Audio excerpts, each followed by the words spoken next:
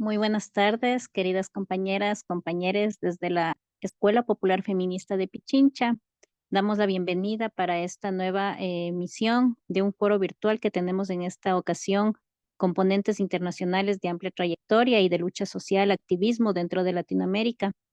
Estamos con este foro gracias a la Prefectura de Pichincha, a la Fundación Pueblo y Vida y a la colectiva Lilas en Acción, que vienen pues realizando esta serie de foros y también de charlas magistrales para un poco ir entendiendo también cómo estas dinámicas, no solamente en nuestro país, sino también en Latinoamérica, han dado paso para un sinnúmero de luchas y activismos sociales desde los cuales se busca pues justamente la exigibilidad de nuestros derechos, el derecho a decidir y el derecho sobre nuestros cuerpos y cuerpas. Doy paso a nuestra compañera de la prefectura, a nuestra querida compañera Lidia García, que está aquí presente desde la Dirección de Género, quien nos ayudará con unas palabras también y también difundiendo algunos servicios que tenemos acá dentro de la provincia de Pichincha, aquí en el Ecuador. Mi Lidi, un abrazo y bienvenida.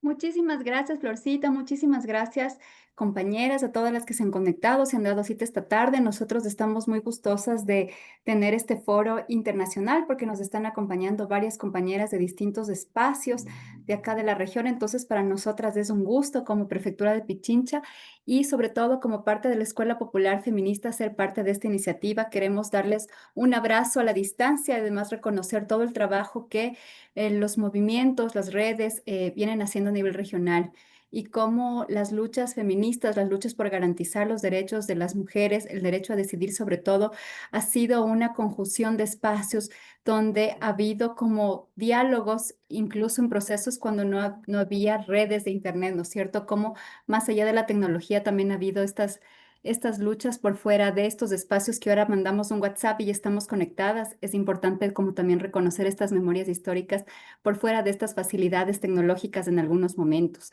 Nosotros desde la Prefectura de Pichincha, como les decía Florcita, queríamos no solo saludarles a quienes nos acompañan hoy, a las panelistas, sino también contarles de un servicio que tenemos en la Prefectura de Pichincha que tiene que ver con el derecho a decidir y con precisamente el reconocimiento de la Corte Constitucional en el Ecuador al aborto legal, gratuito y seguro en el caso de, sobre todo, de las mujeres que son víctimas de violencia sexual. Y nosotros les queríamos dejar ahí un ratito puesto el post de pantalla por si se pueden comunicar también este número telefónico en caso de que haya compañeras que lo necesiten o compañeras de redes que también están acompañando estos procesos, que está aquí el número precisamente de los servicios que brinda la Prefectura de Pichincha, ¿no es cierto? Les voy a decir en voz alta por si acaso no se lo lee bien. Es el 096-233-3314 que están ustedes mirando en pantalla y al cual ustedes se pueden comunicar si ustedes lo necesitan, si alguna compañera lo requiere. Y queremos dar el paso también en esta tarde. Nos va a acompañar una persona que va a moderar el foro, por eso yo no me atrevo a presentarles a las compañeras de ahorita, sino que le voy a dar el paso más bien a quien nos modera, que es Alejandra Rodríguez.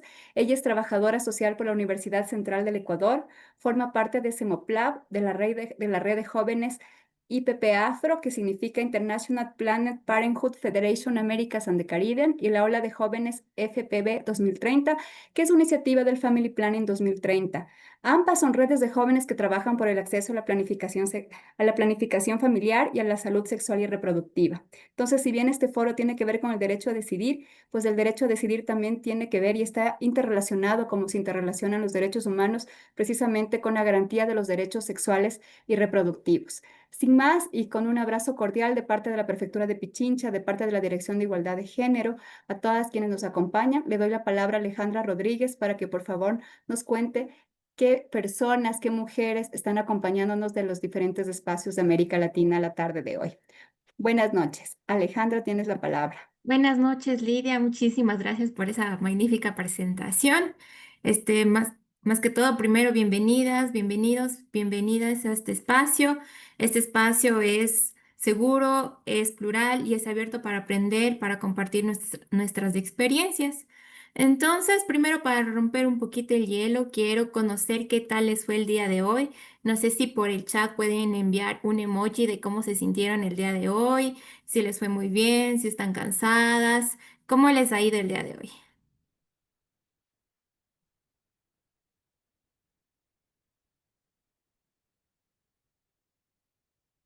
pueden enviarnos cómo se sintieron el día de hoy. Muy bien, fuertes, exacto, muy bien, Roxana. Muy bien. Bueno, estamos muy gustosas de aprender el día de hoy, ¿no es cierto? Cansada y alegre, pero feliz de aprender, ¿cierto? Muy bien. Gracias, Natalia. Y bueno, les cuento que todas las compas que se van a presentar forman parte de la ola joven de FP 2030, como ya le mencionó Lidia, es de Family Planning. Así que todos estamos enmarcados de lo que es derechos sexuales, derechos reproductivos y también con un enfoque al derecho a decidir, que es el acceso legal al aborto. ¿No? Entonces, nuestra primera ponente es Ari.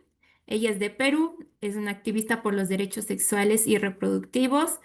Es responsable también del Centro Juvenil Futuro de Impares, tiene 24 años y le encanta participar en foros, debates que generen una conciencia crítica hacia los derechos sexuales y reproductivos. El tema de su ponencia es el derecho a decidir en Perú entre la criminalización y la resistencia.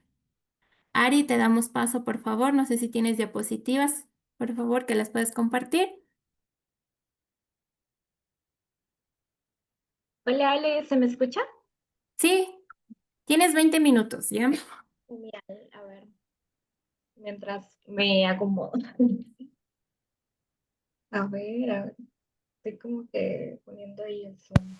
Bueno, buenas tardes, compas, o bueno, buenas tardes en Buenas mi país, noches. espero, buenas noches ya, estamos ahí con la diferencia horaria, pero es rico, es bonito poder conocer a más personas, el poder también interactuar con más personas de distintos puntos de la región, sobre todo por ese tema tan importante que nos reúne hoy día, ¿no? Bueno, pues hoy les vengo a compartir un poquito tal vez de la realidad de mi país, un poquito de la realidad que muchas veces se invisibiliza, de las luchas de las juventudes peruanas, porque por ejercer el derecho a decidir sobre sus cuerpos, ¿no? Sobre sus cuerpos y sobre sus vidas.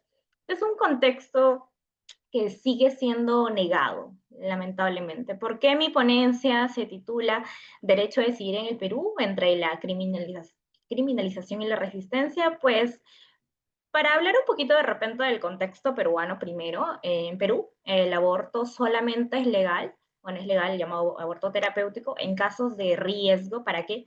Para la vida o salud de la mujer, ¿no? Entonces tenemos nosotros 11 causales en nuestra normativa, ¿no? En nuestra normativa que lo regula. Tenemos 11 causales, las primeras 10 causales pues relacionadas a malformaciones fetales, patologías incompatibles con la vida, o cuando el embarazo es producto, por ejemplo, justamente de estas enfermedades, ¿no?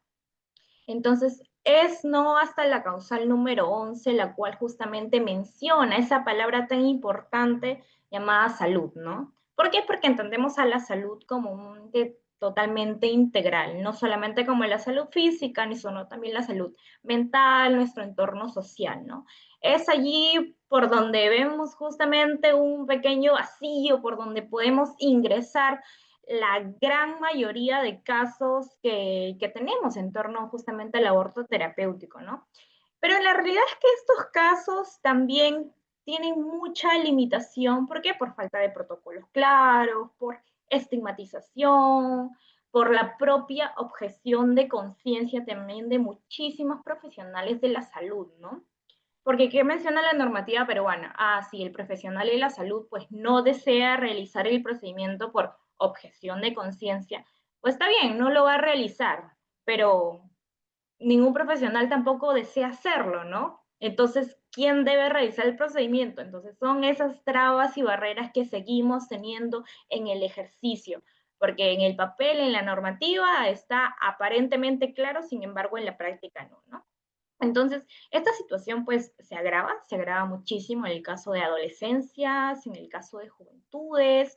Por ejemplo, aquí en Perú justamente tenemos un organismo que recauda justamente todas estas estadísticas y es la que nos dan datos importantes, ¿no? Por ejemplo, se menciona que aproximadamente el 12% de los embarazos adolescentes aquí en el Perú pues se producen, ¿por qué? Por causa de violencia sexual y también incluso tenemos una alta tasa de feminicidio, ¿no? Entonces, son estas problemáticas las cuales nos afectan a nosotros como mujeres. Estas cifras pues reflejan una realidad muy, muy alarmante, en verdad, pues la violencia sexual, la falta de acceso a servicios de salud, la falta de acceso a servicios reproductivos también, son problemas ya no aislados, son problemas estructurales, es una violencia ya más sistemática, más estructural, justamente dirigido hacia nuestras personas, ¿no? Entonces, la resistencia que tenemos es muy, muy difícil, es muy combativa, justamente porque creamos redes, en verdad, creamos redes entre organizaciones, colectivas, que luchan por la despenalización del aborto, ¿no? Y la implementación de una educación sexual integral. Entonces, es muy, muy importante. Por ejemplo, el año pasado, que fue el año 2024, se conmemoró los 100 años del aborto terapéutico aquí en el Perú. Y ustedes se preguntarán, ah, wow, entonces Perú súper avanzado, que ya pues llevó unos 100 años de tener aborto terapéutico. No, no, no, qué avance, ¿no? Bueno, como lo menciono, solamente en el papel, porque la normativa, o sea, que lo regula en sí, salió en el año 2014. Se demoraron 90 años en justamente el poder crear justamente esta norma, crear esta guía técnica para los profesionales de la salud, lo cual es justamente algo muy importante y que ha quedado un gran vacío, ¿no? Entonces, es por eso que las colectivas, las organizaciones, activistas en general nos organizamos, ¿no? ¿Cómo nos organizamos? Bueno, pues tenemos varias estrategias, se podría decir. Estrategias, ¿por qué? Porque hablar de aborto aquí en el Perú pues tiene muchísimo estigma y también es, ¿cómo poder mencionarlo? Es muy criminalizado, ¿no? El no solamente practicarlo, sino también el poder hablarlo. Es un tema tabú en toda la medida posible, en todo el sentido de la palabra, ¿no? Porque hay muchas trabas para poder implementar lo que es una educación sexual integral también en las escuelas, en los colegios, en las instituciones educativas, incluso a nivel superior, ¿no? A pesar de que también tenemos justamente normativas que avalan la educación sexual integral en la currícula, ¿no? Tenemos normativas que la avalan. Sin embargo, pues esas normativas no, no vienen a la par de las preferencias justamente de muchas familias, de muchos espacios ultraconservadores también, que para esto mencionar, incluso el propio Estado peruano es muy conservador con ese tema, entonces tienen en su poder legislativo y en el propio poder ejecutivo también muchas barreras, ¿no? Barreras, ¿por qué? Porque hay proyectos de ley, hay incluso leyes ya aprobadas que dificultan, ¿no? Dificultan el acceso a la información, dificultan el acceso a los servicios de salud. Incluso hace poco nomás hubo un proyecto de ley justamente para detener, para frenar el aborto terapéutico aquí en el Perú, ¿no? El único aborto terapéutico permitido, el único tipo de aborto permitido para poder frenarlo, ¿por qué? Porque mencionaban justamente la protección, ¿no? La protección del no nacido, así es el término que utilizan, la protección del no nacido.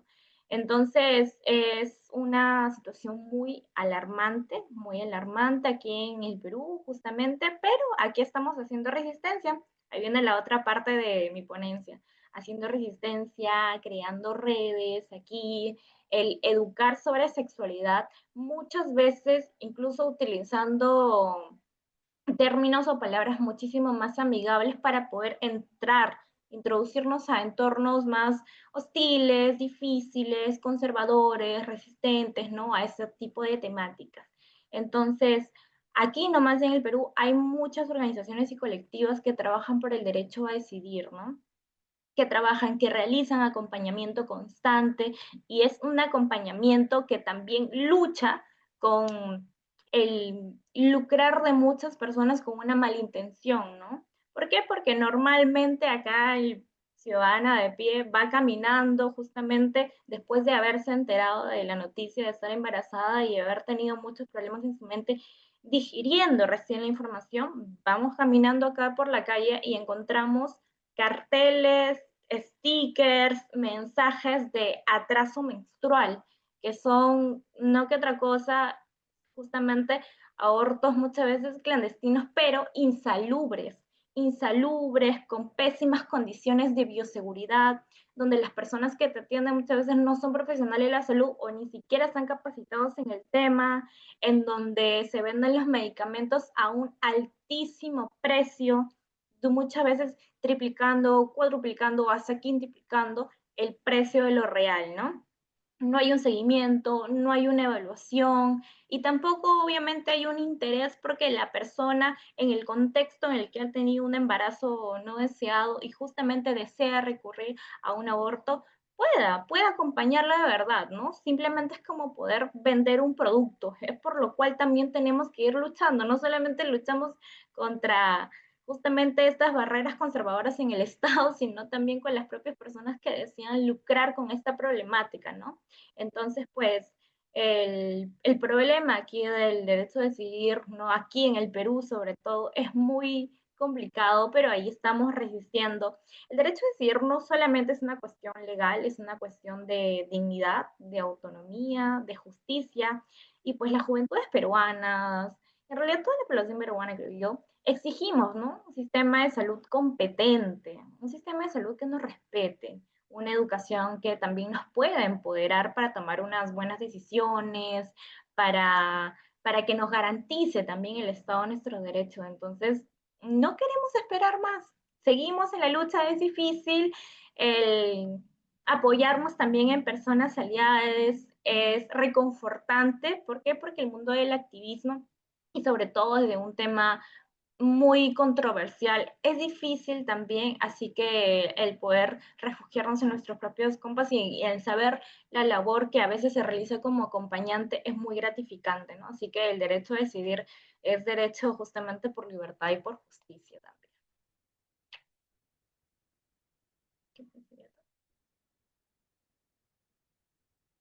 ¿Ale? Gracias, Ari. Muchas gracias. No sé si hay preguntas. De pronto pueden alzar la manito. O también, si es que desean, pueden escribirla en el chat.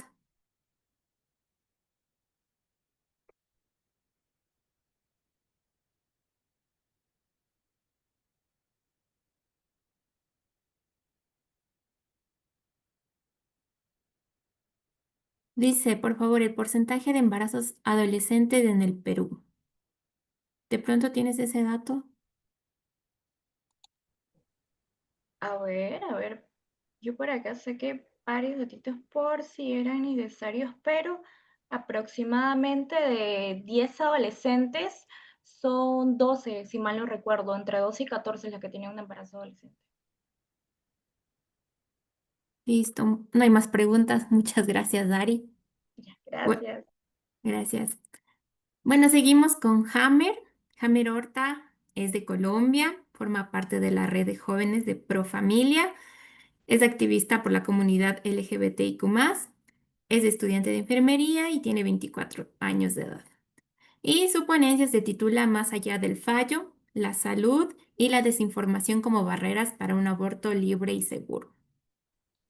Hammer, ¿estás por ahí? Hola, buenas noches. No sé si me escuchan, me Sí, ven, claro, me confirman. fuerte y claro.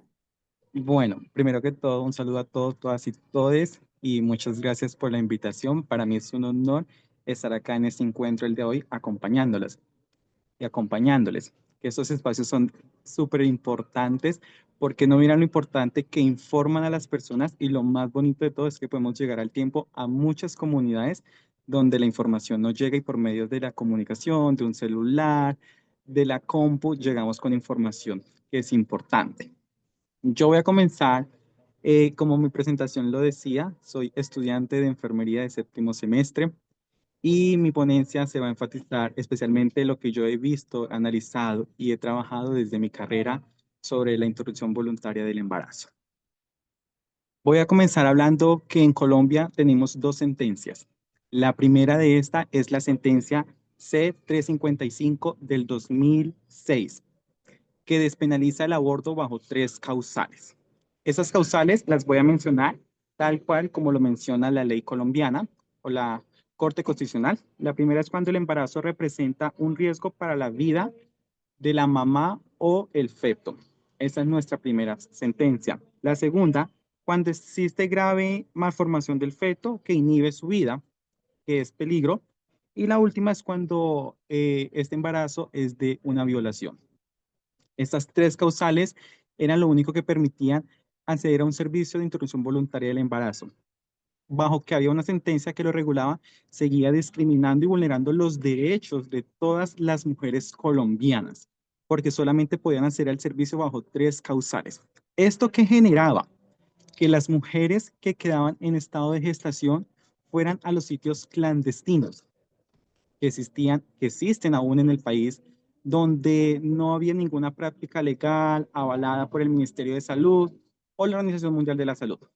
Estas mujeres del miedo que generaba quedar en estado de gestación accedían a esos servicios, donde estos servicios eran por hierbas, menjurjes, que no tenían ningún sustento científico. Lo más triste es que estas mujeres accedían a esos servicios y después llegaban al servicio de urgencias por dentro de su estómago, intoxicadas, envenenadas, con cosas que uno dice, Dios mío, da tristeza que esto pase en pleno siglo XXI. Y acá surge la lucha que nunca ha terminado de movimientos, colectivas y grupos feministas, y se siguió la lucha para que el aborto se despenalizara bajo cualquier causal. Y aparece en el año 2022 la sentencia C-055, que despenaliza el aborto hasta la semana 24 bajo cualquier causal existente. Eso fue un hecho histórico en el país que se celebró. Pero al tener una sentencia, no quería decir que ya el aborto se garantizara y se pudiera acceder. De incluso me atrevo a decir que quedó solamente en el papel, porque ese papel fue muy lindo, muy bello, y decir, bueno, ¿cómo lo llevamos a las comunidades, a los territorios? Antes de comenzar a hablar, me gustaría definir de algo muy lindo, que es la palabra derecho, que muchas personas dirán, bueno, tengo derecho, y desde toda la vida nos dicen, tengo derecho a la vida, a la salud, a servicios de salud y demás que nos lo inculcan. Pero muchas veces se nos olvida que es un derecho realmente, y la definición dice que es una garantía o libertad que tienen y tenemos todas las personas para el simple hecho de ser humanos. Esto decía esta última sentencia, pero esa sentencia el Estado llegó y la firmó y despenalizó hasta la semana 24, que fue un hecho histórico. Pero acá nos vamos al área de la salud y acá es donde yo ya entro a decir, hay una despenalización, pero el personal de la salud, ¿en dónde se queda? ¿Qué pasa con el personal de la salud? Porque la desinformación es grande. Ahí donde van a decir, está en el Estado, pero ¿yo a dónde voy a acceder? ¿A qué sitio? ¿A qué clínica voy a acceder? No está esa información, no nos la dan y no nos la reciben. En el país, hago también parte de la región de Profamilia, que somos líderes y lideresas en derechos sexuales y reproductivos, brindamos ese servicio. Pero es una clínica nomás. Están todas las entidades a nivel nacional que no brindan el servicio. Y es un derecho que el Estado obliga a que se haga el servicio. Las mujeres acceden a los servicios de salud, entran por el servicio de urgencias y el personal de la salud, enfermería, medicina general y especialistas, y las primeras palabras que van a recibir, yo no lo voy a hacer. Perdón por las palabras que voy a decir, pero son las palabras tal cual que se reciben esas mujeres. ¿Para qué abrió las patas? Hay métodos de planificación, ¿no los conoce? Si usted quedó embarazada era porque usted lo quería. Son las típicas palabras de discriminación que reciben las mujeres, que no deberían recibirlo. A esto agreguémosles que Colombia sigue siendo un país muy conservador y van a decir, usted es una asesina, eso es del diablo, usted no tiene, usted es culpable, ¿por qué lo va a realizar? Y demás. Toda esta información lo que genera es mayor desinformación y estigma, discriminación hacia las usuarias o hacia la mujer que va a acceder a este servicio. ¿Y qué es lo que está generando? Que estas usuarias no lleguen a los servicios de urgencia y se sigan yendo a los sitios clandestinos. ¿Por qué? Porque se les discriminó, porque se les vulneró el derecho y sabemos que es un derecho a la salud. a los servicios sexuales y reproductivos que no hay esa información. Yo siempre he dicho y diré que desde mi papel de enfermería, ¿enfermería qué es? El arte de cuidar, ¿sí? Es el arte de cuidar a los usuarios que llegan a nuestros servicios, dar ese acompañamiento y no lo estamos dando. ¿Por qué? Porque hay una desinformación en el personal de la salud y generalizo todo el personal de la salud. No estoy diciendo solamente enfermería, no, es todo el personal. ¿Qué pasa? Los profesionales piensan que me gradué, tuve mi título y no me tengo que seguir actualizando de lo que pasa, de las nuevas sentencias, de las nuevas normas, de las nuevas circulares y demás. Y me olvido de toda esa información. ¿Y esto qué genera? Que no me informe. Y ahí uno dice, pero ¿de quién es la culpa? ¿De los hospitales, de los entes territoriales, de la Corte Constitucional o de la persona misma? ¿Quién debe llevar esta información a todos los territorios? Esto principalmente a las principales ciudades de nuestro país. Pero si ya lo llevamos a un ámbito rural, porque mi trabajo también es rural, aún es peor porque ahí no llega la información. No hay una información en derechos sexuales y reproductivos. No saben que hay una sentencia que despenaliza el aborto hasta la semana 24. Es mucho más triste esto.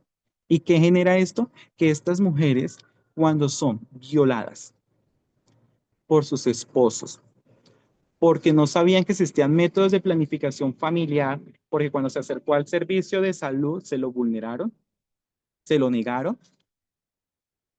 y demás. Y quedó embarazada y ese embarazo no fue deseado. Se acerca al centro de salud y le van a decir, no, no, no, no, no, no, no, no, eso no es legal. Usted es una asesina, ¿qué es lo que va a hacer? Pero entonces uno dice, ¿dónde está la información? Tenemos sentencia. ¿De quién es el papel de llevar la información a estos territorios, a las comunidades y demás?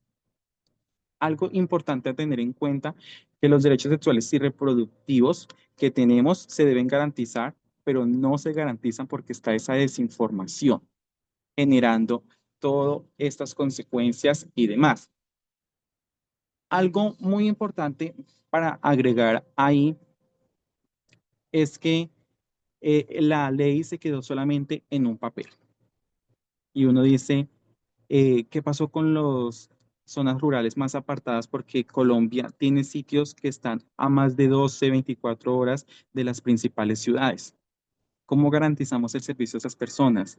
¿Cómo garantizamos la información que sea precisa, verdadera y coherente? Porque nos está dando esta información y que no se les discrimine, porque muchas veces por la palabra decir es que son campesinas, no, ellas no entienden, ellas son brutas, son analfabetas, no tienen conocimiento.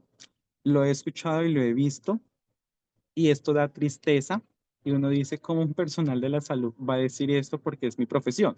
Acá entra mucha disputa en el área de la salud porque acá entra algo que es la objeción de conciencia.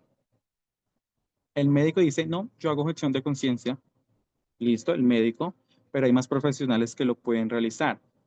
En enfermería siempre he tenido ese problema porque me dicen, pero es que enfermería tiene objeción de conciencia. Yo desde mi punto profesional, yo digo enfermería no tiene objeción de conciencia, porque ¿qué es enfermería? Es el arte de cuidar. Somos una ciencia que brinda cuidado a las usuarias y usuarios. Por eso desde mi punto de vista yo digo, y siempre he tenido esa pelea, nosotros no tenemos objeción de conciencia, porque nosotros brindamos el cuidado que es post y pres, que es algo importante, porque garantizar el servicio de interrupción voluntaria no es que se brindó el servicio y ya, hay que seguir dando el acompañamiento post aborto, porque muchas veces la sociedad va a generar culpa, prejuicios, discriminación, y esto va a generar que esta mujer que accedió a ese servicio llegue incluso a tener pensamientos de muerte. Acá nosotros debemos dar ese acompañamiento importante. Sigue faltando mucho, mucho, mucho, porque digamos que ya volviéndolo, digamos que las universidades brindan información, uno dice, pero ¿quién debe dar la información? ¿Quién los debe preparar? La universidad, la persona propia y demás. En mi universidad me agarro a pelear con mis compañeros porque la mayoría son pro vida y yo soy pro aborto. Y esas disputas que generan es que me dicen, es que usted es asesino, es que usted mata un feto, mata una vida. usted no, ¿por qué estudia enfermería? Usted no debe estar estudiando esta carrera, usted debe estar estudiando algo asesino. Pero yo le digo, pero ¿usted por qué escogió enfermería? Que somos nosotros. Somos el arte de cuidar, que se nos ha olvidado. Y nosotros debemos de ese arte de cuidar, yo lo ligaría a la información.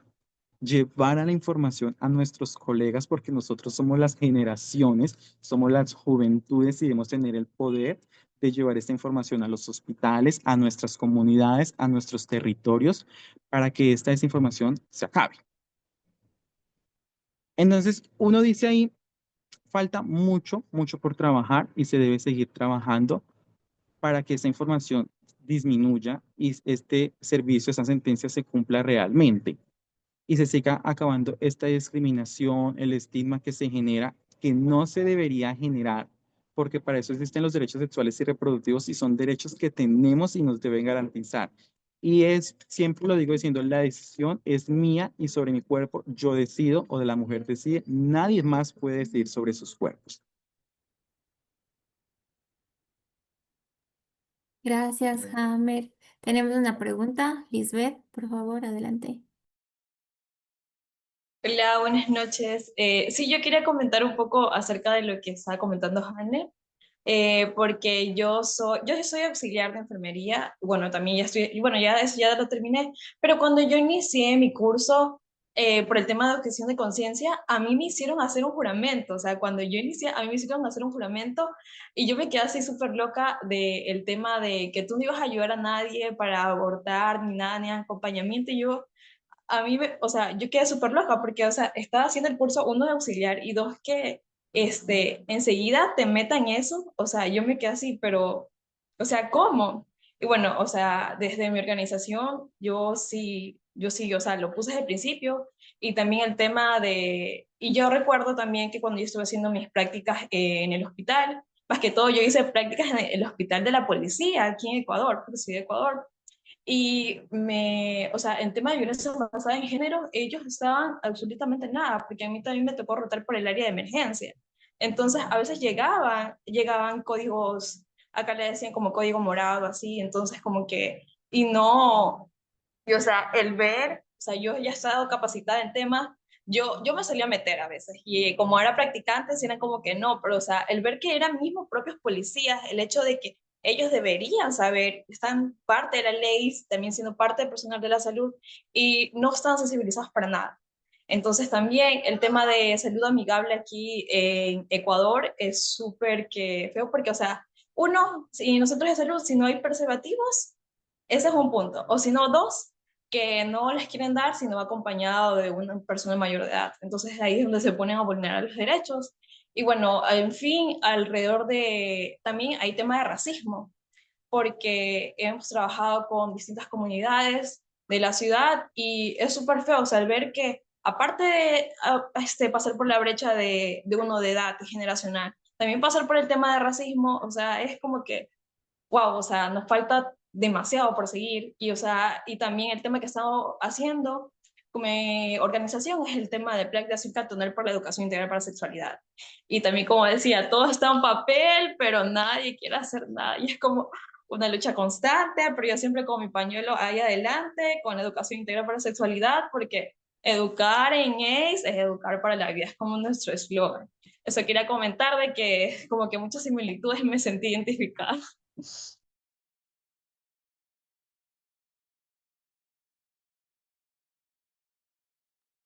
Hammer, ¿algún comentario más? No sé si alguien tiene una pregunta, duda o inquietud. Estoy totalmente dispuesto. Bueno, mientras hacen preguntas o algo, me gustaría contar una experiencia que tuve en un servicio de urgencias. Nos llegó un adolescente para una interrupción voluntaria de embarazo. La recibió el personal de enfermería. El personal de enfermería automáticamente la recibió y la mandó para la parte más lejana del hospital, sola e encerrada. Se hizo la primera entrega de turno, el personal de medicina general, los médicos, el primer médico del turno dijo, yo no lo voy a realizar, realizó objeción de conciencia. Hubo el siguiente profesional que llegó y recibió turno, la entrega de turno de esa paciente, teniendo en cuenta que las entregas de turno debe ser paciente por paciente, no lo realizaron, la hicieron lejos de la paciente. La paciente, los comentarios que recibían en el stand de enfermería, los comentarios no se bajaban, lo más decente era asesina, asesina, era lo que más recibía esta chica. Y uno dice, esto da tristeza. Y lo más triste es que viene el médico que lo iba a realizar, el que dijo, sí, yo sí lo realizo, y dice, pero yo no sé cuál es la ruta, no sé qué medicamentos se debe qué medicamentos se deben dar, y yo como que, Dios mío, ¿qué está pasando? Porque esto da tristeza. Y ahí fue donde entró mi compañía. Yo le dije, doctor, el seguimiento, la ruta que da nuestro gobierno o el Ministerio de Salud tiene que ser este. Primero que todo, la chica me la deben de sacar de esa habitación lejana del hospital donde la tienen encerrada y sola, porque eso es una vulneración y es una discriminación que le están realizando. Y el servicio se le debe dar bajo ninguna discriminación, sin ningún estigma y demás.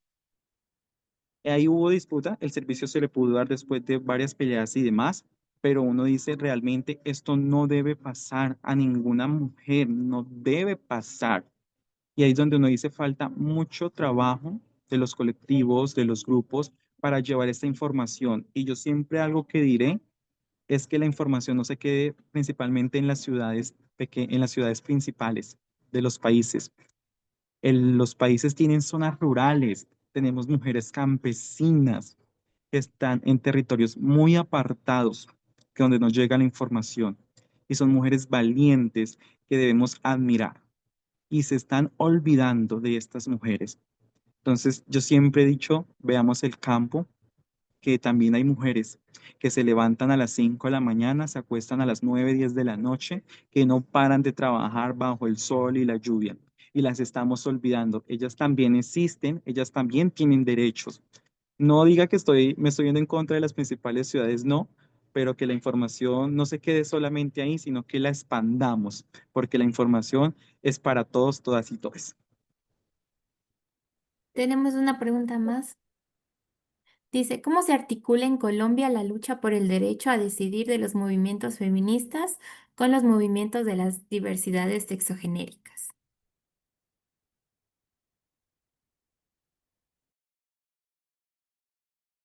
Bueno, respondiendo a la pregunta, en Colombia hay diferentes movimientos, no es un solo movimiento, hay diferentes articulaciones, diferentes grupos que día a día y trabajan.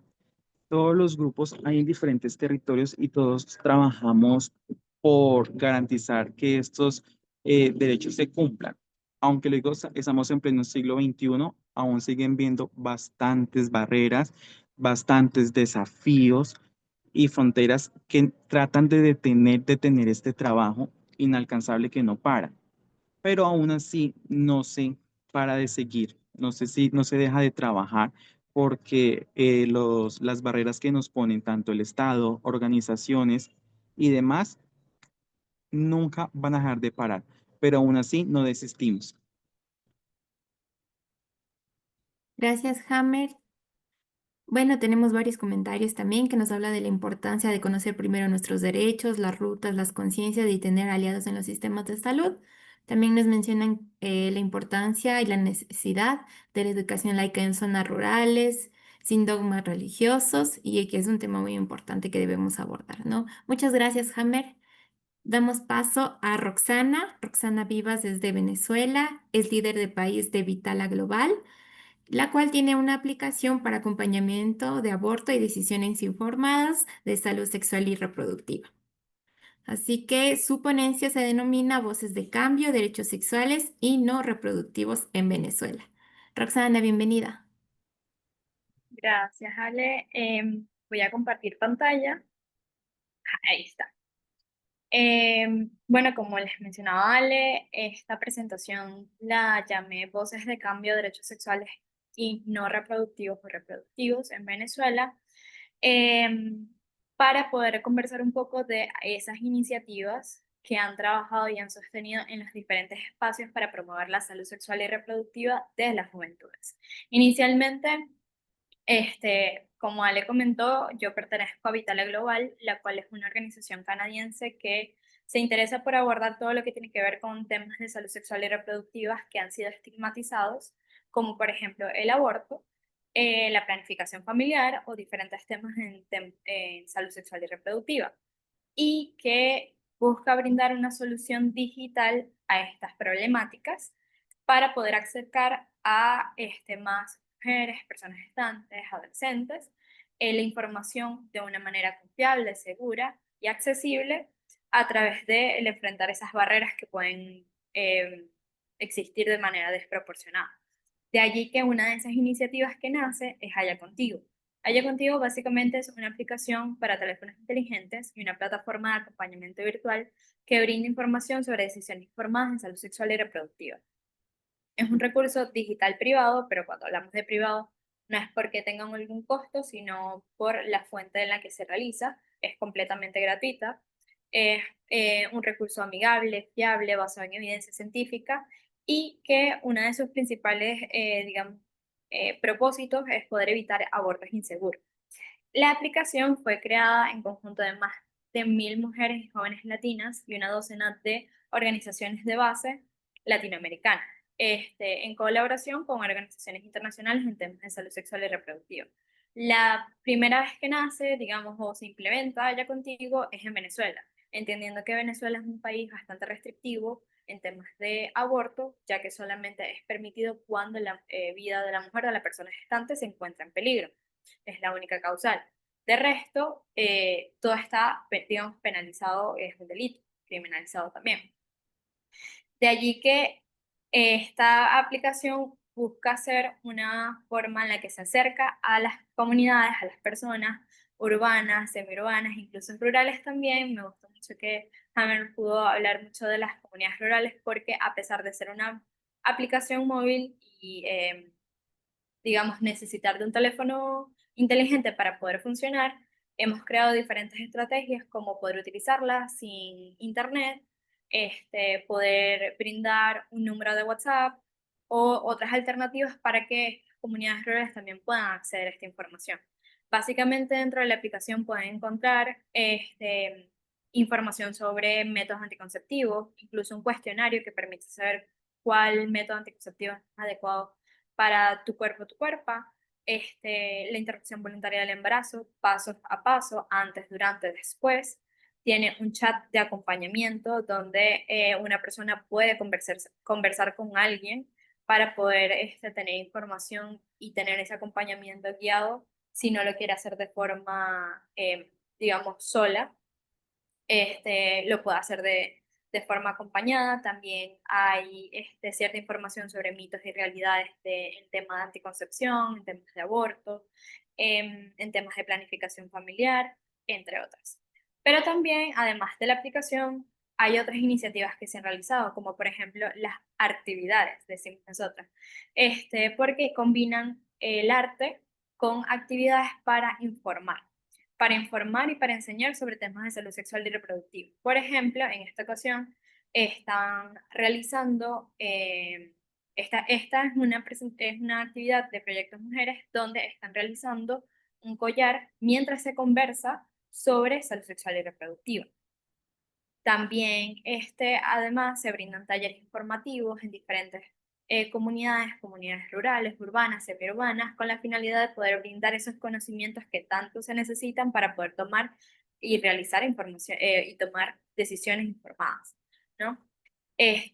Tenemos una red de referencia. Esto quiere decir que tenemos organizaciones que se alían con nosotras y nosotras nos aliamos con ellas para poder brindar a la usuaria o a la persona usuaria la mejor atención posible a través de brindar servicios como ultrasonidos, pruebas de embarazo, AMEU, diferentes, digamos, servicios que nosotros no proveemos directamente en ser una aplicación digital, pero que buscamos hacerla de manera diferente. También anticonceptivos de forma gratuita, entre otras. Otra de las iniciativas que hemos realizado es poder tener una sección de recursos en la aplicación donde otras organizaciones del resto de Latinoamérica aparecen allí para que las personas usuarias que ingresan a la aplicación puedan tener información de diferentes países de América Latina. También hemos realizado co-creación de materiales, como por ejemplo lineamientos de alimentación y aborto, como una forma de poder brindar a las personas usuarias un recurso que puedan leer y que puedan autocuidarse durante los procesos de aborto o de procesos de decisión informada en temas de salud sexual y reproductiva. Y bueno, por último también, digamos, en la juventud, lo que son la participación en redes sociales con la finalidad de combatir mucho esa desinformación que existe actualmente, que bueno, siempre ha existido, pero que hoy día es mucho más masiva con las redes sociales, ¿no? Y esto en Venezuela pues ha tenido un gran impacto porque nos ha permitido llegar a diferentes espacios. Actualmente, con el trabajo que realizamos en Vitala Global a través de Haya Contigo, hemos llegado a 23 de los 24 estados. Sucre, una zona muy rural, es el segundo estado que más utiliza la aplicación para poder informarse. Y también hemos llegado a zonas urbanas y zonas semiurbana o periurbana. Ahora, ¿cómo ha sido la lucha por el derecho a decidir un aborto libre y seguro en Venezuela? Algunos avances, algunos desafíos. Por ejemplo, como uno de los avances está la movilización social, donde cabe destacar que en Venezuela ha sido todo un proceso bastante complejo que ha sido marcado por, digamos, desafíos sociales, entendiendo que el Código Penal en temas de aborto es bastante restrictivo y que hay diferentes desafíos, no solamente legales, sino sociales, culturales, políticos, que están sucediendo al mismo tiempo, que a veces no permiten poder dar como el foco a ciertas problemáticas. Entonces, algunos de los avances, para hablar también de las cosas buenas, es que ha habido una movilización social bastante grande, por así decirlo, donde hay manifestaciones, hay campañas a favor del derecho al aborto, que han buscado ganar visibilidad hasta el punto en el que en algún momento de la política se discutió el aborto, a pesar de que, bueno, quedó engavetado, por así le decimos nosotros, o sea, quedó guardado, pero por lo menos llegamos a ese punto de poder llevarlo a que se conversara en algún momento y sé que lo vamos a volver a lograr porque la movilización está siendo cada vez más grande.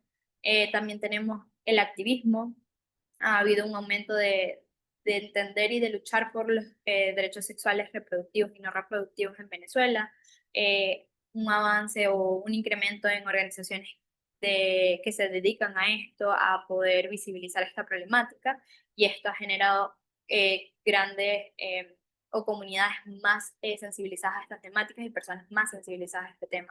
También tenemos la articulación o las redes de apoyo.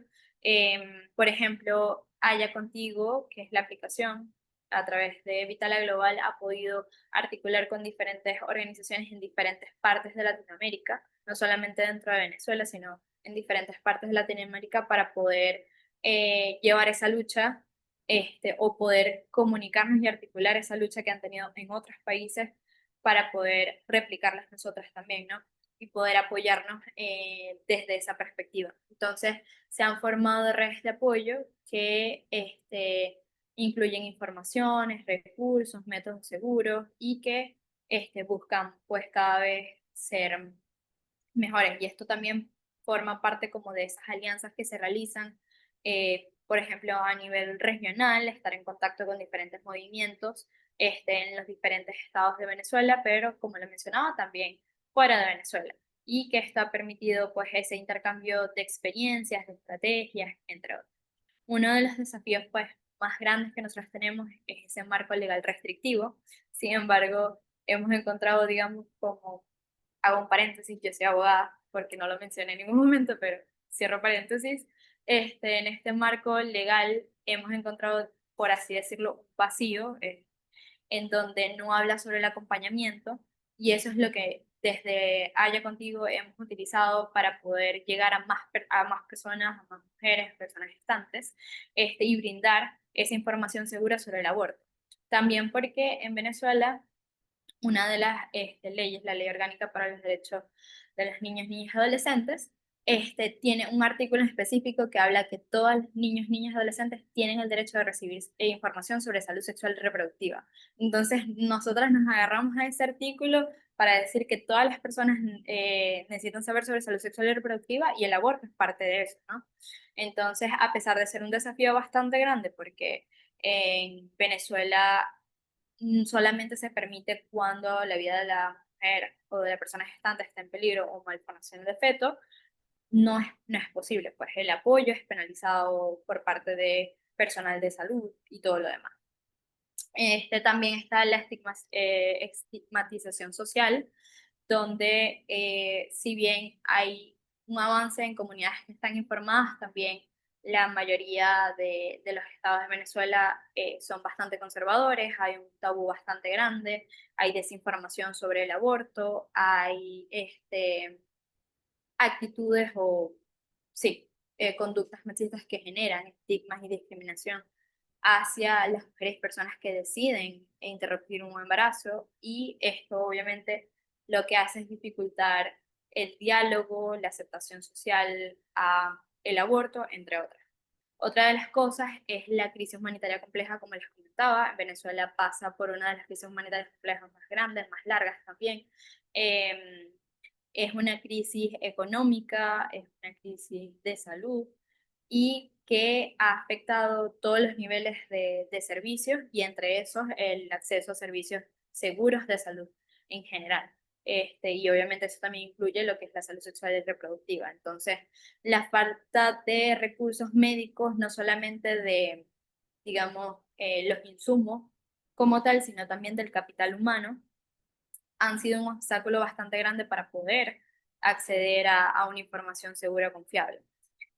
Y por último de los desafíos es como estas estructuras políticas en Venezuela que demuestran una gran resistencia al tema del aborto, y que esto a su vez llega a dificultar bastante lo que son los avances en reformas legales, como les comentaba, que en algún punto se logró que se tomara en cuenta, pero que al final quedó otra vez guardado por estos temas de que hay crisis sucediendo al mismo tiempo tan graves que para los políticos no es una prioridad, ¿no?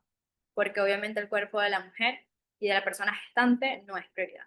Entonces, esto hace que haya una resistencia política a poder hablar sobre el aborto. Digamos, ya como para cerrar, ahí les dejo como el contacto de Vital. Igual les voy a pasar esta presentación a Ale para que las pueda compartir luego con ustedes, pero ya para finalizar, para nosotras la lucha por el derecho al aborto libre y seguro en Venezuela continúa siendo algo importante, una prioridad, y que creemos que a medida que el activismo crece, que se sigamos formando alianzas, que sigamos realizando estas actividades, estas iniciativas que han sostenido esta visibilización del aborto y la desestigmatización, vamos a lograr un cambio significativo, porque sabemos que lo estamos haciendo acompañadas y no solos. Entonces, nada, agradecida por el espacio, y cualquier duda que tengan sobre Venezuela, acá estoy pendiente. Gracias, Roxana. No sé si alguien tiene alguna pregunta, por favor. ¿Puede tomar la palabra?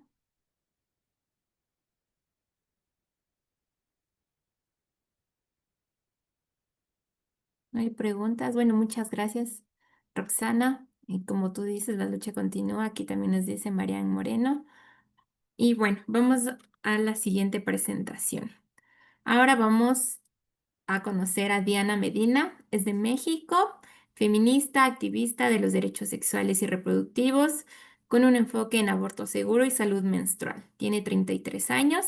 Actualmente está estudiando una especialidad en medicina preventiva en el Instituto Nacional de Salud Pública y formó parte de la Dirección de Salud Sexual y Reproductiva de la misma institución.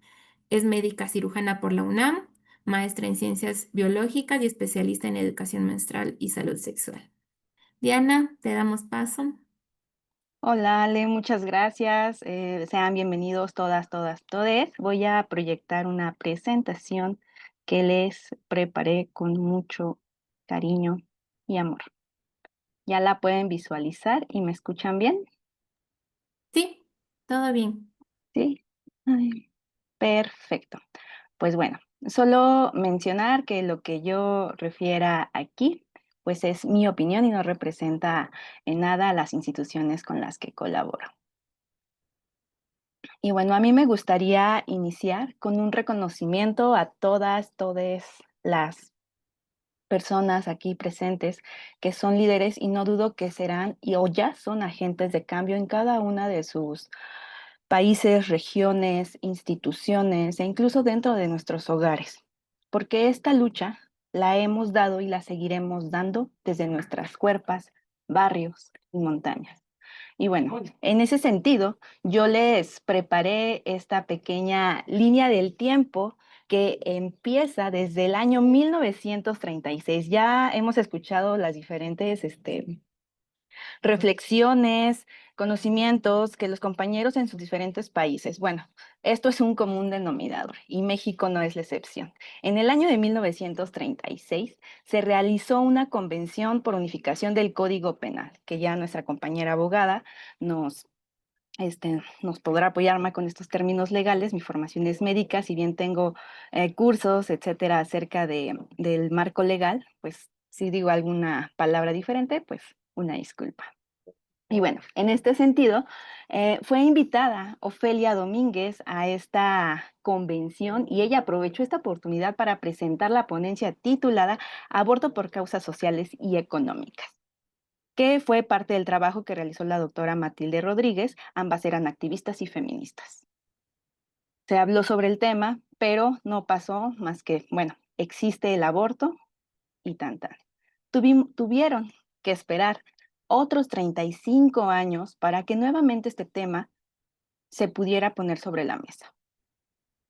A partir de 1970, que más o menos cursaba la segunda ola del feminismo, nuevamente se abordó la demanda sobre la despenalización, que adquirió una presencia pública más fuerte usando un discurso diferente.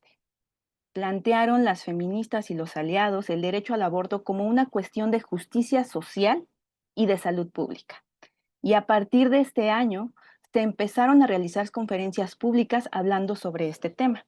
En el año de 1972, por primera vez se expresó y se dio el término de maternidad aquí en México, maternidad voluntaria, que integraba 4 cosas: la educación sexual, el acceso a anticonceptivos seguros y económicos, y el acceso a un aborto seguro y la no esterilización de mujeres sin consentimiento. Si se dan cuenta, esto es un común denominador con los compañeros que ya mencionaron. El acceso a estos derechos sexuales y reproductivos, va desde la educación. Yo elijo qué, me conozco, no deseo un embarazo, accedo a un método anticonceptivo. Ningún método anticonceptivo es 100% efectivo, puede fallar. Por lo tanto, también se debe garantizar el acceso a un aborto seguro, si es que mi deseo es no maternar, o al menos no en ese momento en el que se presenta el embarazo. Entonces, toda esta cadena implica el acceso a los derechos sexuales y reproductivos. Aquí hice una pequeña pausa porque de los años 70 hasta el año 2007, donde se presenta otro hito importante sobre el derecho a decidir en nuestro país, se presentan diferentes personas, aliadas, aliades, eh, científicos, periodistas, artistas, activistas. Este es un común denominador. Si se dan cuenta, lo coloqué de manera intencional: activistas feministas, feministas. Y aquí nuevamente, activistas feministas. Si bien hubo diferentes instituciones y personas de diferentes dependencias religiosas, políticas, que fomentaban esta desinformación, limitaban el acceso a información, incluso proporcionando datos erróneos para generar y perpetuar esta desinformación y estigma acerca de el aborto. Entonces, ante esta situación, GIRE, se formó este grupo, el Grupo de Información de Reproducción Elegida, con la finalidad de empezar a generar data que fuera robusta y real y realmente proporcionarla a estas personas que estaban tomando las decisiones. ¿Por qué? Si bien desde 1970 hasta el 2007 pasaron otra buena cantidad de años para que se pudiera despenalizar el aborto hasta las 12 semanas de gestación. Entonces, y tuvimos que esperar aproximadamente más de 10 años para que pasáramos nuevamente a un segundo estado donde se despenalizara, que fue el estado de Oaxaca. Y bueno, en el año 2022, aquí en nuestro país, se publicaron los primeros lineamientos técnicos para la atención del aborto seguro en México, donde se describe cuáles son los procedimientos que se deben utilizar dependiendo de las semanas de gestación, también los medicamentos, las dosis, etcétera.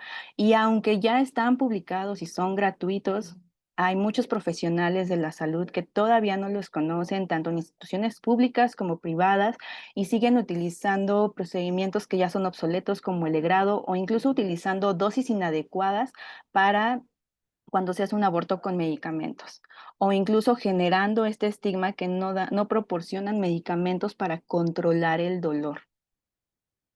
Yo prefiero creer que es por falta de desconocimiento y no de manera intencional como un castigo al procedimiento al que están accediendo.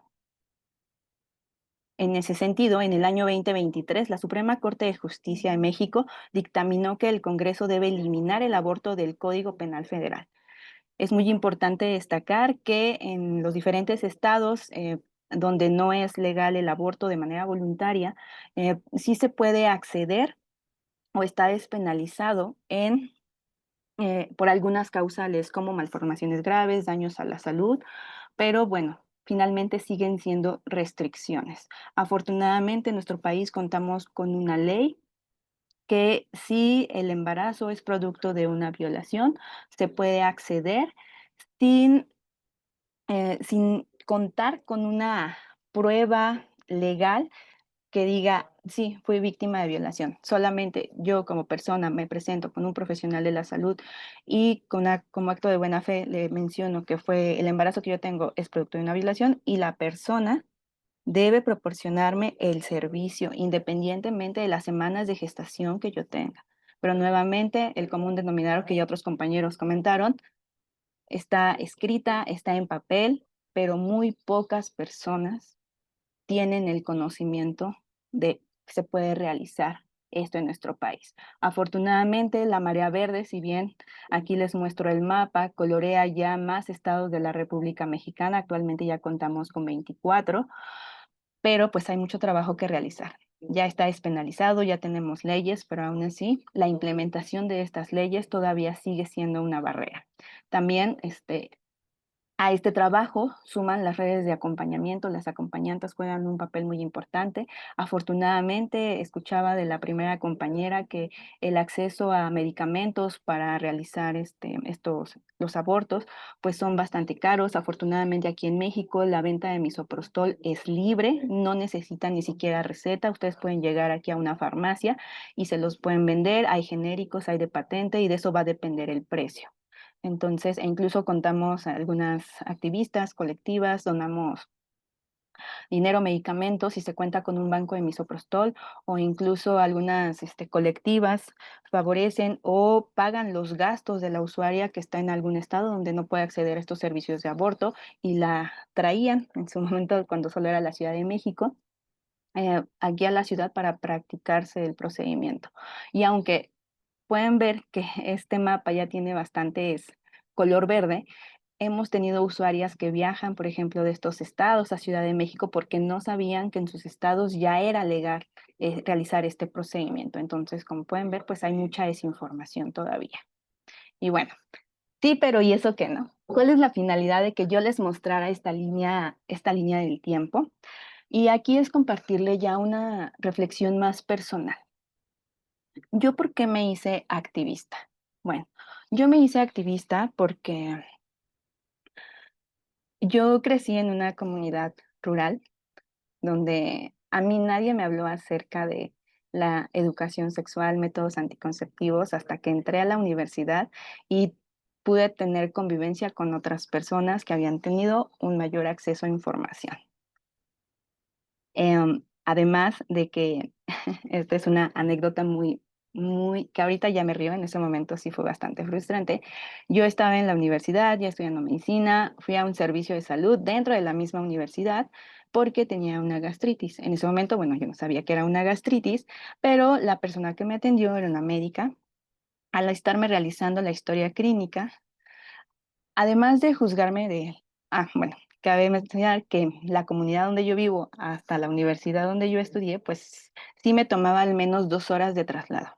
Entonces, primero cuestionó que por qué no había elegido algo que me quedara cerca de mi casa, que eso implicaba estrés, prácticamente que le estaba robando el oxígeno.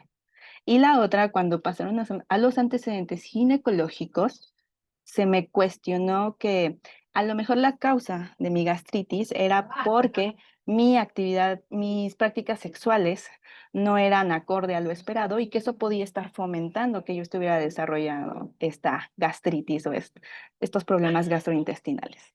Entonces, en ese sentido, yo me empecé a cuestionar incluso, ¿realmente estoy estudiando para esto? Para cuestionar a las personas sus decisiones, pero dije, no, yo quiero cambiar este modelo de atención. Y por eso es que fui y después encontré este enfoque de la salud pública, que es en lo que actualmente me estoy especializando y también en la parte educativa. Y bueno, también la finalidad de mostrarles esta línea del tiempo es que, como pudieron ver, desde 1936 se puso sobre la mesa el tema y fue hasta casi 70 años después que nuestro país se pudo despenalizar en un estado.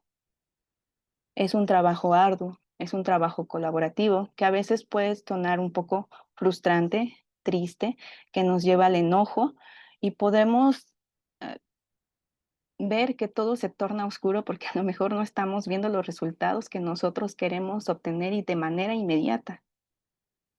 Pero no, compañeras, compañeros, compañeres, yo sé lo que se siente cuando se sientan así, sientan esas emociones, tomen un descanso y recuerden qué los está llevando a hacer este activismo. En mi caso, lo que me recuerda y lo que me lleva a continuar con esto es mi sueño, y aquí se los voy a compartir, que es hacer de este mundo un lugar seguro y mejor para todos, todas y todes. Y bueno, aquí coloqué esta imagen porque mi animal favorito es una mariposa y no sé si conozcan a una artista activista que se llama Rebecca Lane. Me encanta porque en una de sus canciones refiere que donde otras sembraron semillas, hoy han nacido flores.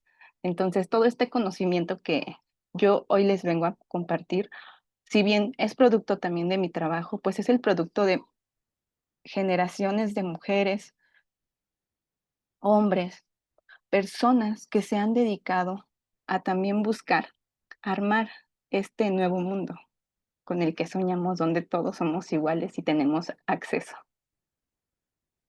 Y bueno, ¿qué he hecho? Desde mi formación profesional, yo inicié proporcionando servicios de salud sexual y reproductiva como personal operativo, dando consejería. Aquí, como pueden observar, me hicieron la invitación en algún momento a ser médica brigadista en unidad móvil.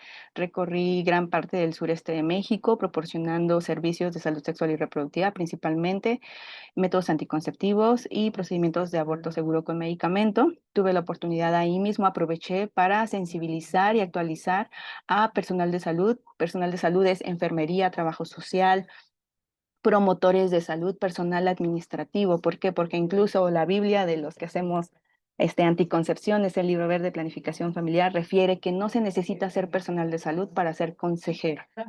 Entonces, en cada oportunidad que tenía, si la persona quería acceder al conocimiento, ven, con mucho gusto yo te explico. Desde que entré a la especialidad, bueno, ya los tiempos son más cortos, me dedico más a dar talleres, ahora con un enfoque de educación menstrual, esta parte del autoconocimiento. Bueno, también capacité a personal de salud en la parte de anticoncepción y aborto seguro. Me encanta participar en ferias, informar a jóvenes, impulsarlos a que ellos mismos sean estos agentes de cambio y que la información que se llevan de estos stands, pues la lleven y la repliquen con más personas, con su familia, con sus personas más jóvenes, personas personas más grandes, he participado en foros, miren, aquí desde el año pasado con mis compañeros de la especialidad participamos en esta feria, colocamos aquí los derechos sexuales de los jóvenes y los adolescentes, en este módulo les dábamos información, después pasaban un jueguito y a veces se iban a algún taller para aprender la colocación correcta del condón. Y bueno, aquí lo que les menciono es justo motivar a esta participación de nuevas generaciones y bueno, en ocasiones también por cuestiones de tiempo hago acompañamiento de aborto y colaboro con Consejería en Salud, que justo cuando llegan usuarios a realizarse pruebas de embarazo y ellas no desean continuar con él, pues me las canalizan a mí para orientarlas y saber con qué procedimientos se sienten más seguras para interrumpir su embarazo. Y bueno, también aquí recientemente, en el mes de mayo, conmemoramos el 28M. Tuve la oportunidad de participar en este ciclo M para visibilizar y hablar sobre menstruación. Si bien el enfoque más es hacia jóvenes y adolescentes, como les digo, yo cada oportunidad que tengo es una persona con la que yo puedo compartir este conocimiento y esta persona puede llevar el conocimiento a muchas personas más. Entonces, si bien trabajo con niños, adolescentes, también las personas mayores son un grupo muy bonito con el que me gusta colaborar. Y bueno, ¿cuáles siguen siendo los desafíos? Creo que los desafíos son muy similares en nuestros diferentes países. Las mujeres y las personas con capacidad de gestar siguen enfrentando barreras para acceder a servicios de salud sexual y reproductiva. Las desigualdades territoriales, ya lo hablaban, desde las distancias que hay, principalmente de personas que viven en zonas alejadas. La objeción de conciencia institucionalizada, no recuerdo qué compañero dice, es que en los comentarios la ley dice que debe haber dos personas. Aquí en México también por ley, si eres objetor de conciencia no hay problema, pero en las unidades se debe garantizar que al menos haya una persona que pueda proporcionar los servicios, porque no sabemos si esa usuaria pueda volver a regresar. Entonces, pero una cosa es lo que dice el papel y otra cosa es lo que sucede en la realidad. Siguen existiendo racismo, clasismo, estigmas de género, no solamente por parte del personal de salud, sino también de la población en general, y muchas veces esto influye en nuestro comportamiento y en nuestra toma de decisiones. Y bueno, las campañas de desinformación por grupos conservadores también tienen un papel muy importante replicando estos mitos. Y para mí, yo he identificado un importante desafío que es el trabajo en equipo. Muchas veces yo es mi trabajo, es mi información, pero pues el conocimiento que se tiene y no se comparte, pues desde mi perspectiva no sirve para nada. Entonces, creo que sigue siendo todavía un área de oportunidad y de hecho generar estos foros, estas redes de acompañamiento donde podamos compartir nuestros saberes, nuestras experiencias, pues tenemos una agenda en común, que es la defensa de los derechos sexuales y reproductivos, y que este pañuelo verde sea un símbolo de unidad para fomentar la autonomía corporal, la toma de decisiones y garantizar el acceso a un aborto legal, seguro y respetuoso. Y bueno, este pañuelo que tengo me encanta, aunque ya está todo viejito, le tomé una foto, pero justo describe las parte de estos 4 componentes que mencionaron esas personas en los años 70, que es la educación en sexualidad, el acceso a anticonceptivos y el acceso a un aborto seguro. Y bueno, ya para finalizar, me gustaría cerrar con esta frase. Ninguna mujer ni persona con capacidad de gestar debe morir, ser criminalizada o violentada por ejercer su derecho a decidir. Desde nuestras comunidades seguimos haciendo historia. Agradecimientos, ellas son mis compañeras de la especialidad, ellos son mi familia, que aún con sus creencias, cuando me salí de vivir de mi casa, cuando les dije que no quería tener hijos, les costó mucho trabajo, pero me siguen apoyando en todo lo que hago. A mi pareja, que aún con mis múltiples crisis existenciales por el activismo y la frustración, me sigue apoyando. Y bueno, aquí es una mentora y una amiga activista que cuando ya no veo la luz, ella me dice, tranquila, seguimos en la lucha. Y bueno, a un gran amigo ahorita, Ariel Vilchis, que en la parte de Consejería en Salud. Muchas gracias por su atención. Este es mi contacto y aquí les dejo una bella imagen del Ángel de la Independencia. Esperemos realmente que algún día logremos esa independencia que intenta representar. Muchas gracias por su atención. Gracias, Diana. Tenemos una pregunta en el chat Dice, ¿se puede explicar qué es la objeción de conciencia y qué se puede hacer frente a profesionales objetores de conciencia? Sí, claro. Las personas que son objetoras de conciencia son aquellas que no quieren realizar ciertos procedimientos porque no entra dentro de su cosmovisión, creencias. Pero eso no impide que yo les pueda proporcionar información. Tal vez yo, porque soy una persona que cree que el embarazo no se debe interrumpir porque es una vida, está bien, yo no hago el procedimiento, pero mi obligación, y más si estoy dentro de una institución, es, bueno, yo no lo hago, pero te doy la información. Mira, tú tienes que este procedimiento, la persona que te lo puede realizar es esta persona y la ruta a seguir es esta. Yo no lo hago, pero se debe garantizar que la usuaria pueda acceder a este servicio. Hacerme objetor de conciencia no quiere decir que no te voy a proporcionar información. No sé si me expliqué. ¿Quedó clara? Sí. Gracias, Diana. Damos paso a Laura, que tiene alzada la manito. Bueno, muy buenas noches con todas, todos y todes, si es que está alguien ahí para incluirlo en la conversación. Una consulta.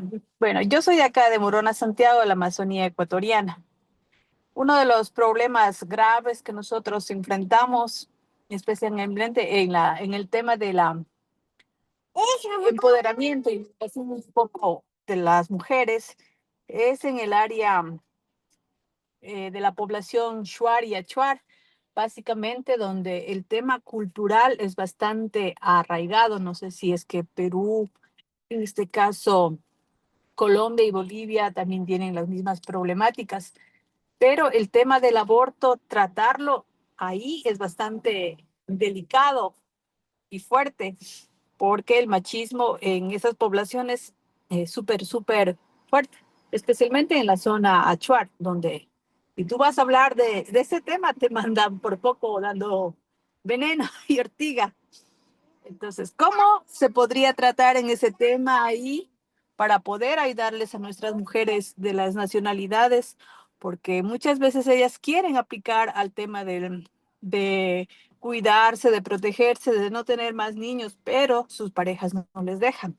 Entonces, ¿cómo podríamos actuar ahí desde las organizaciones de la sociedad civil feministas y también desde el área de salud, que es bastante complejo que puedan abordar estos temas? Esa es mi consulta. Muchas gracias por tu pregunta, Laura. Mira, aquí en México también existen varios No, así, grupos. Matías. Ay, qué pequeño, tan lindo.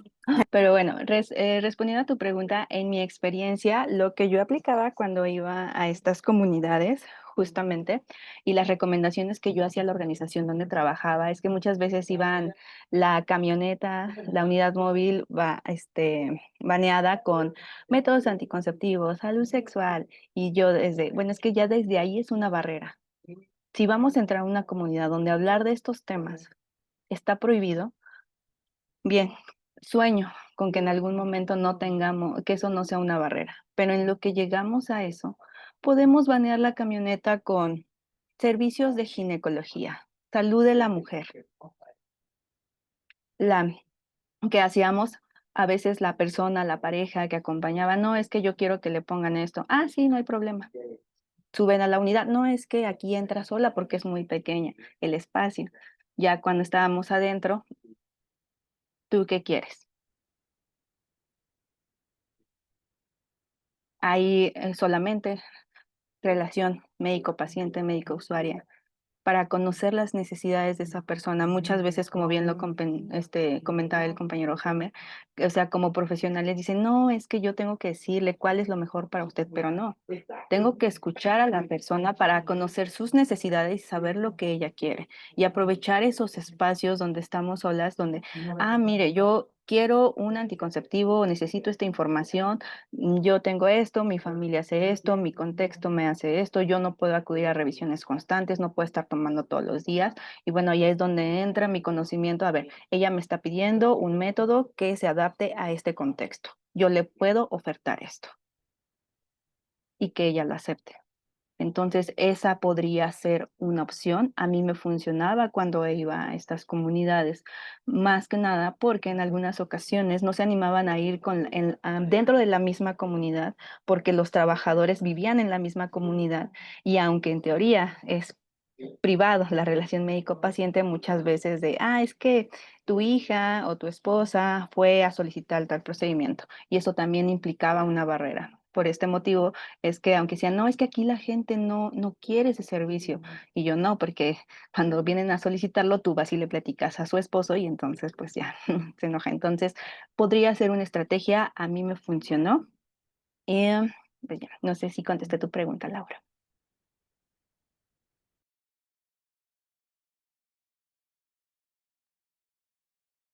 Creo que ya se nos fue Laura. Tenemos dos preguntas en el chat que es para todos, para Diana, Hammer y Ariana. Lamentablemente Roxana se nos desconectó, se le fue la luz en Venezuela, así que nos pide que la disculpemos. Bueno, las preguntas es, ¿cuál ha sido la situación más difícil que han enfrentado desde su activismo? ¿Han tenido algún problema con autoridades, policías, etcétera? Y la segunda pregunta es, ¿cómo llevan sus procesos de autocuidado frente a las múltiples historias que acompañan? ¿Cómo hacen que no les afecten a sus vidas personales? Puede empezar quien desee, no hay problema, Hammer, Buenas Ariana. noches, Buenas buenas noches. noches con todos. Mi nombre es Maritza. Ante todo, quiero dar gracias por la información, por haberme brindado la apertura a esta valiosa clase. Quiero comentar acerca de algo que me pasó a mí ya. Yo estuve embarazada. Yo estuve embarazada y yo trabajaba en una empresa, la cual yo me hacía los controles en el IES y nunca se dieron cuenta de que yo ya estaba, creo que ya en los 8 meses de gestación y fui para hacerme un eco y resulta que mi bebé estaba la mitad en estado de descomposición y la mitad estaba bien. Mm, Fue como que eso hizo que mi vida cambiara totalmente. Llegué a sentirme la peor persona cuando yo fui a una clínica y yo solo sentía de que, ¿qué estaba pasando, no? Porque me decían que tenía un embarazo de mala formación.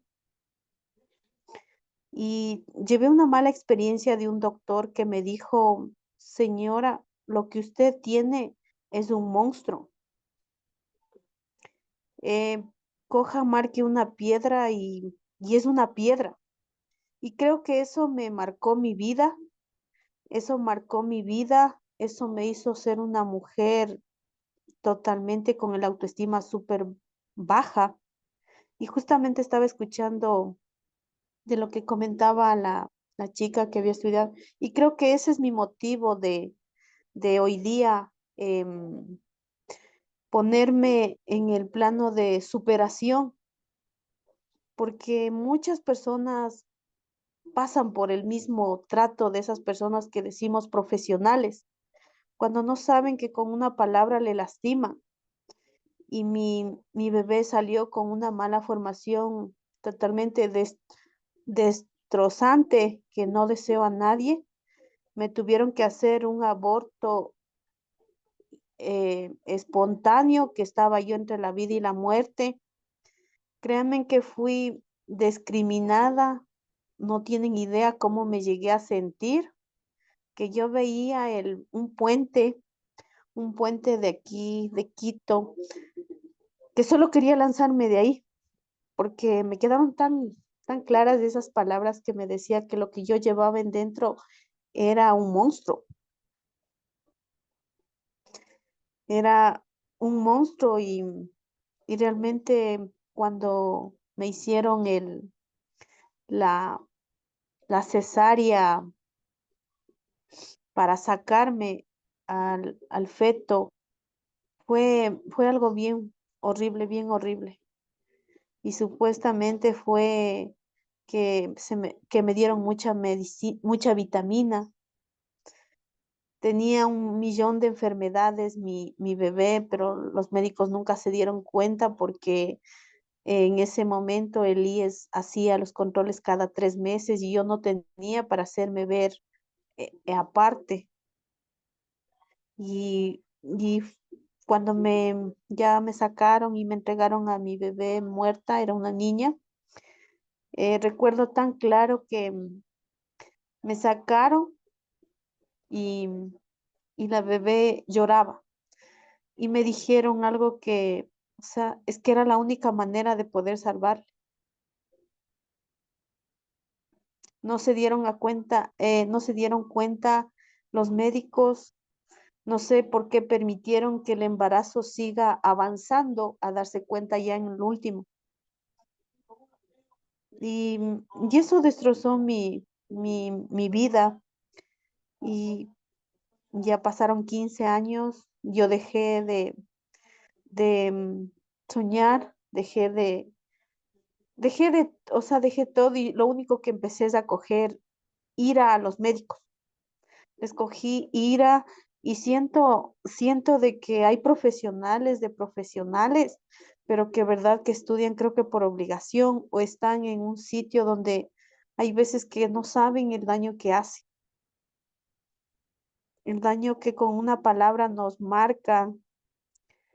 O sea, me marcaron mi vida y mi, siempre yo decía, algún rato quiero estudiar medicina, quiero ser enfermera para que ponerme yo en el sitio y tuve la oportunidad de trabajar en un hospital como nutricionista y creo que con mi experiencia que yo viví, no fui así.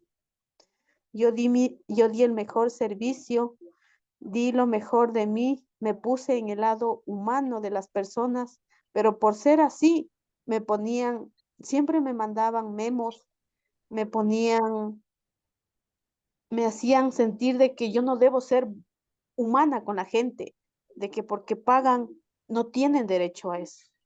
Yo me apiadaba de la gente que era de provincia, donde pasaban días, meses en una silla esperando resultados de los familiares sin comer. Y yo dejaba de comer y me ponía en el sitio de ellos porque yo andaba buscando médico tras médico a ver que me dé una solución a que no se dé eso del aborto espontáneo, porque yo llevaba una vida.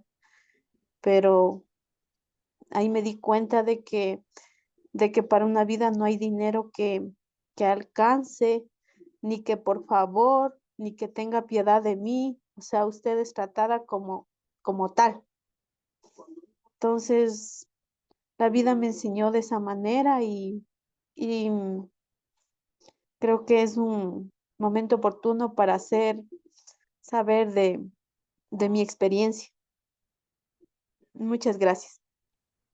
Gracias, Maritza. Te agradecemos que nos cuentes tu historia y también lamentamos mucho lo que tuviste que pasar. Te abrazamos todos, todas y todes. Te mandamos un abrazo inmenso.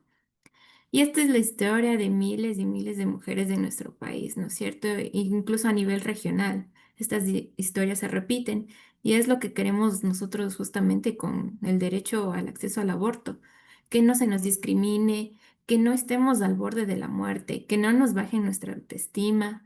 Entonces, como para ir cerrando, igual creo que como menciona Hammer, el hecho de que la ley de aborto, digamos, esté aprobada, no te da un acceso real a un aborto seguro. Y eso es justamente lo que nosotras en Ecuador debemos pensarlo. Tenemos ya la demanda frente a la Corte Constitucional, pero ¿qué va a pasar cuando ya dé un a favor a nosotras?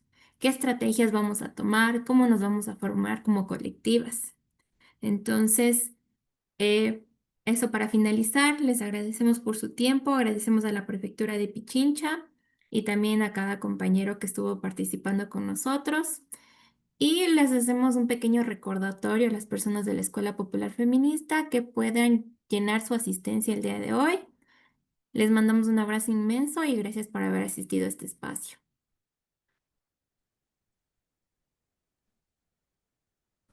Gracias, buenas noches. Muchísimas gracias, compañeras, por haberse exposición. conectado la noche de hoy. Les agradecemos mucho.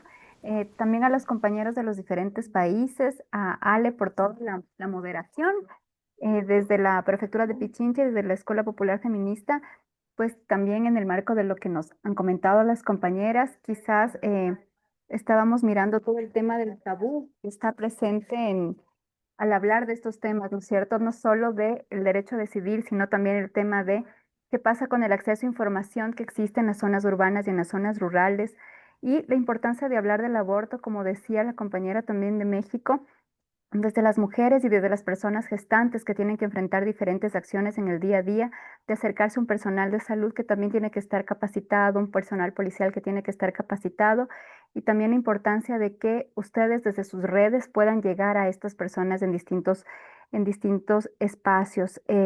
Y también pues mencionar una cosa muy importante que a nosotros nos parece que precisamente esto se encierra en una frase para cerrar que tiene que ver con las luchas de varias de ustedes como redes y de varias compañeras también de aquí del Ecuador, ¿no? Que permitieron precisamente que ya haya una sentencia de la Corte Constitucional en caso de violación, y que también se esté luchando todavía por una sentencia para el aborto libre, que tiene que ver con la autonomía de los cuerpos de las mujeres, con la autonomía del derecho a decidir y con la autonomía física, ¿no es cierto? Entonces, desde ahí es como acoger esta frase que muchos de ustedes sé que la conocen, que sería como importante mencionarla porque creo que está muy claro en las intervenciones de ustedes, que es educación para decidir, que es lo que estamos mirando, ¿no es cierto?, en estos momentos, anticonceptivos para no abortar y aborto legal para no morir, ¿no es cierto?, que son como estas tres luchas que están ahí en el tema de acceso también a los derechos sexuales y reproductivos, precisamente en el marco de la consulta que hacía una de las compañeras que estaba en la zona de la Amazonía, ¿no es cierto?, qué pasa con educación, qué pasa con los procesos de sensibilización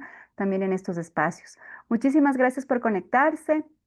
Un abrazo también desde la Prefectura de Pichincha. Que tengan una linda noche. No se olviden de llenar las distancias. Muchísimas gracias, compañeras, compañeros. Un abrazo, descansen. Gracias, chao. Gracias, linda noche. Hasta luego. Chao, compañeras. Gracias. Gracias, le agradecemos mucho por todo. Dios le pague.